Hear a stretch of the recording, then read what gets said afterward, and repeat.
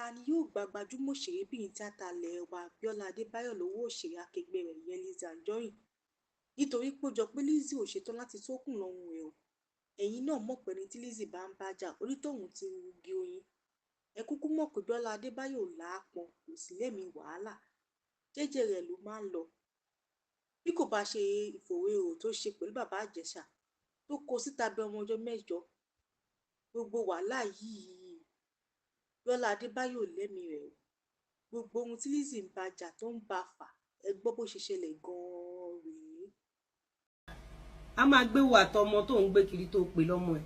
Nǹkan tẹ́mi kàn mọ̀ ni pé Biola ó máa pasán láyé ni o. Ìyẹn ṣùọ̀ fún ẹ Biola Adebayo ó máa pasán jáde láyé ni o. Ìyẹn ṣùọ̀ o ò ní rọ́mọ bu yẹ̀pẹ̀ sí ẹ lójú o. Ìyẹn ṣùọ̀ Biola Adebayo ìyẹn ṣùọ̀ fún ẹ. Ìyẹn ṣùọ̀ mo béèrè nípa ẹ mo lọ gbá research nípa ẹ asatoru àná mo wá níbi tí mo ti lọ gbá research nípa ẹ mo wá níbi tí mo ti lọ gbá ó ń ṣọmọ gidi ọ̀dàlẹ̀ ní ẹ̀nà sórí àǹfààní kó wà lábẹ́ ọkùnrin ló yọ sílẹ̀ fún ẹ torí owó tí wà tí Iyabo Ojo fẹ́ máa tọrọ àǹfààní sórí tó bá sọ pé celebrity tó bá ní obìnrin dàgbà tó bá wà lábẹ́ ọkùnrin tó tọkùnrin ṣe ó ní bó ṣe máa guide ẹ ó ní bó ṣe máa gáìdì ẹ ọṣọ mọ ibi tó ti lọ́rọ̀ mọ́ tí Iyabo Ojo bá ti ní gbogbo evidence yẹn lọ́wọ́ ohun tí ò wá yé ẹni wípé inú rúnrún péré ni Iyabo Ojo inú rúnrún péré ni ṣé o lè fi inú rúnrún o lè fi wé ikú ojú lásán ló rò pé Iyabo ò sọ̀rọ̀ mọ́ ni ṣebí Iyabo Ojo ló ń pariwo mention my name lánàá kí ló wá mú Iyabo Ojo tí ò sọ̀rọ̀ mọ́ ó ti wọlé ikú nìyẹn mo look gentle lójú àbí Biola Adebayo gbọmọgbọmọ of Nigeria mo look gentle àbí mo look simple mo look nice má jẹ́ kó mọ̀ pé o ní disrespect mi àbí family mi kó lọ sórí last year yẹn kò kí ń ṣe right time láti hit a hard this is the right time for me to hit you harder.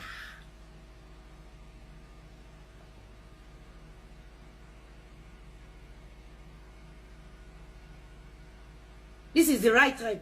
Èmi nínú mi dùn jù pé o delete Ìjẹ̀ṣà. For you to have deleted Ìjẹ̀ṣà's video shows Iyabo Ojo is under this lover. And it shows Iyabo Ojo is a terrorist. And it shows Iyabo Ojo has been terrorizing this country in order to collect money or material things from people forcefully. Number 2, it shows how weak you are. And it shows that you work with Iyabo Ojo. If you, Biola, did not work with Iyabo Ojo, you have no right to be telling people, Ìjẹ̀ṣà came to me. She said she's going to call her Olawuyi. She's going to Ayefele. Why are you subjecting Ayefele under your... Kí ló tó ti ṣe subject Ayefele? So lójú Iyabo Ojo tí yẹ ìyá wèrè for 30 years Iyabo tó jẹ́ pé èmi mọ̀ wípé ó lárùn ọpọlọ so lójú Iyabo Ojo òun ni Nigeria lójú Iyabo Ojo òun ni Nigeria. Biola, the reason why I'm coming for you and it's going to be hard on you is kò tún ṣe pé nítorí pé o bẹ̀bẹ̀ o sọ fún àwọn èèyàn gbogbo plan tí Ìjẹ̀ṣà ní behind the camera. That shows you are working with Iyabo Ojo, this lover.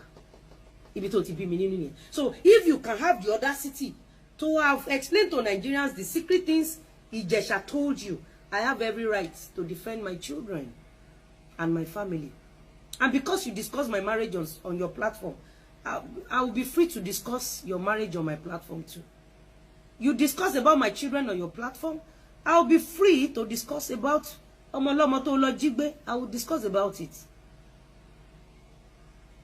Ṣebí last year ni màmá ẹ̀ ṣánkú ní February 11 ní yẹ ẹ̀ ṣánkú.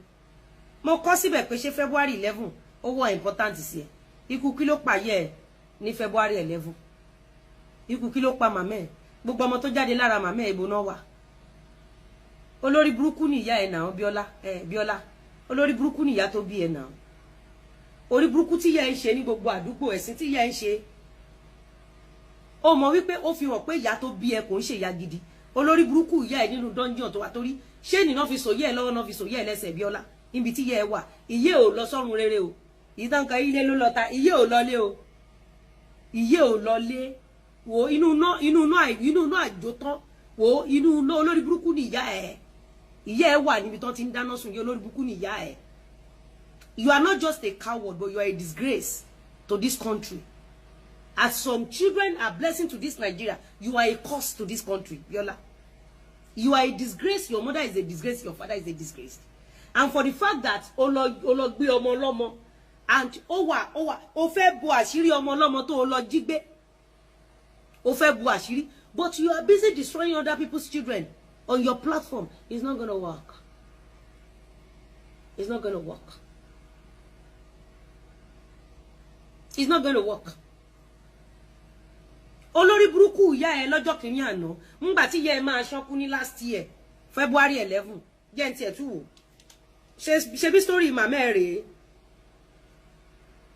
ṣe bí story màmá ẹ̀ rèé olórí burúkú ṣe bí ìyá ẹ wà níbi tó ti ń ṣe online dating now àwọn olórí burúkú ìyá màá dókókú ó fi hàn pé ìyá rẹ kọ́ ló bí ẹ now ìyá tó dáa kọ́ ló bí ẹ lórí burúkú ni ìyá ẹ now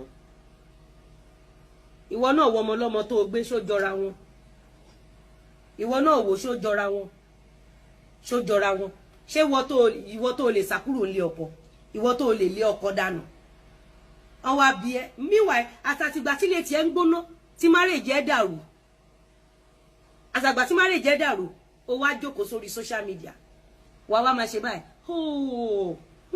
ẹ̀yin èèyàn kí lẹ rí sí ohun tí Lizzy Anjorin sọ fún Biola Adebayo ẹ jẹ́ ká mọ̀ lábala àríwísí ẹ má gbàgbé àti subscribe sí channel.